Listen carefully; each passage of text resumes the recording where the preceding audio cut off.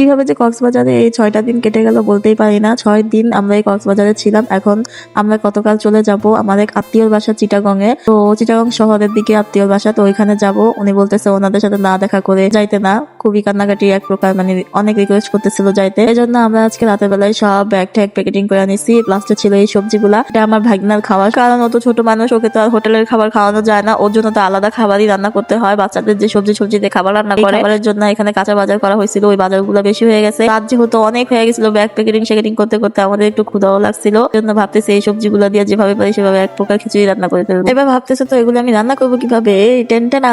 আমি আমার এই সামুরাই কোম্পানির মিনি কুকারটা কিন্তু নিয়ে গিয়েছিলাম ভাগনা ছোট, ওর জন্য রান্না করার জন্য। তো এখানে এটা কাজে লাগাই ফেলছি। আমি এখানে অল্প অল্প করে সবজি, চাল, ডাল যা আছে ওগুলো দিয়ে মিক্সড করে একটা খিচুড়ির মতো বানাই ফেলছি। এবার হলো একটুখানি বাগার তো দিতে হইব, এটা হলো ডিম বাগার দিব আমি এখন। এখানে পেঁয়াজটা লাল হয়ে গেছে, দিলাম একটা ডিম ফাটাইয়া, ডিম বেশি ছিল তাই কিন্তু দিয়ে দিছি। মাথার মধ্যে দেখেন আলহামদুলিল্লাহ কত বুদ্ধি।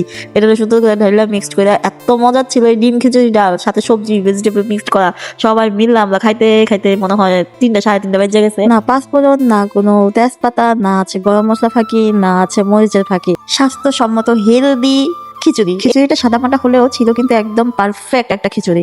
সবজির স্মেল আসতেছিল, কোনো মশলার স্মেল নেই এখানে। আমরা 1-2 ঘন্টার মতো ঘুমিয়ে সকালবেলা রওনা দেই চট্টগ্রামের উদ্দেশ্যে।